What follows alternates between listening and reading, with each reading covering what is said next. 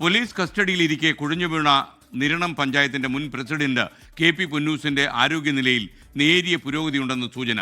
K P. പുന്നൂസിനെ അനധികൃതമായി കസ്റ്റഡിയിൽ വെച്ചുവെന്നാരോപിച്ച് ബന്ധുക്കൾ നൽകിയ ഹർജി കൊട്ടാരക്കരയിലെ കോടതി ഇന്ന് പരിഗണിക്കുകയാണ്. അരുൺ രാജ് വിവരങ്ങളുമായി ചേരുന്നു.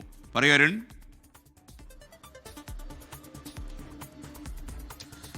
എസ്.കെ.എൻ അനധികൃതമായി കസ്റ്റഡിയുമായി ബന്ധപ്പെട്ട് ഇപ്പോൾ കൊട്ടാരക്കര കോടതി ഇന്ന് വിശദമായ വാദമാണ് കേൾക്കുക. കെ.പി. പുന്നൂസിനെ ആ കസ്റ്റഡിയിലെടുത്ത് എന്തുകൊണ്ടാണ് 24 മണിക്കൂർ കഴിഞ്ഞിട്ടും കോടതിക്ക് മുമ്പാകെയോ മജിസ്ട്രേറ്റിന് മുമ്പാകെയോ ഹാജരാക്കാമെന്ന ചോദ്യമായിരിക്കും പ്രധാനമായും ഈ കെ.പി. പുന്നൂസിന്റെ അഭിഭാഷകൻ ഇക്കാര്യത്തിൽ ചോദിക്കുക. ഇക്കാര്യത്തിൽ പോലീസിന്റെ വിശദീകരണം യാത്രാസമയം അടക്കം ഉണ്ടായിരുന്നു. ഇക്കാര്യത്തിൽ ചെറിയ വീഴ്ച ഉണ്ടായിട്ടുണ്ട് എന്നുള്ളതാണ് പോലീസിന്റെ ആഭ്യന്തര റിപ്പോർട്ടെന്നാണ് നമുക്ക് ലഭിക്കുന്ന വിവരം. എന്തായാലും കെ.പി. പുന്നൂസിന്റെ ആരോഗ്യനില നിലവിൽ തൃപ്തികരമായി തുടരുന്നു എന്നുള്ളതാണ് ആശുപത്രി വൃത്തങ്ങൾ നൽകുന്ന സൂചന. പക്ഷേ വെന്റിലേറ്ററിൽ നിന്ന് പൂർണ്ണമായി മാറ്റുവാൻ ഇതുവരെ കെ.പി. പുന്നൂസിനെ കഴിഞ്ഞിട്ടില്ല.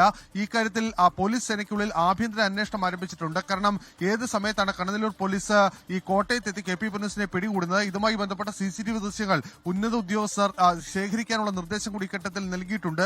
ഏതെങ്കിലും ഘട്ടത്തിൽ ഉദ്യോഗസ്ഥർക്ക് വീഴ്ച പറ്റിയിട്ടുണ്ടെന്ന് പ്രഥമദൃഷ്ട്യാ ബോധ്യപ്പെട്ടാൽ വകുപ്പുതല നടപടിയിലേക്കടക്കം കാര്യങ്ങൾ പോകും എന്ന കാര്യത്തിൽ സംശയമില്ല. ഇന്ന് കണ്ണനല്ലൂർ പോലീസിലേക്ക് യുവജന സംഘടനകളുടെ മാർച്ച് കൂടി ആഹ്വാനം ചെയ്തിട്ടുണ്ട്. RYF ആണ് ഈ പോലീസ് സ്റ്റേഷനിലെ കാടത്തമരമായ സമീപനത്തിന്റെ പ്രതിഷേധ പ്രകടനത്തിന് ആഹ്വാനം ചെയ്തിട്ടുള്ളത്. എസ്.കെ.എൻ ലോകത്തെവിടെയായാലും ഏത് സമയത്തും 24 വാർത്തകളും ഓഗ്മെന്റഡ് റിയാലിറ്റി പാക്കേജുകളും എക്സ്പ്ലെയിനറുകളും വിശദമായി കാണാൻ ഞങ്ങളുടെ യൂട്യൂബ് ചാനൽ നിങ്ങൾക്ക് സബ്സ്ക്രൈബ് ചെയ്യാം.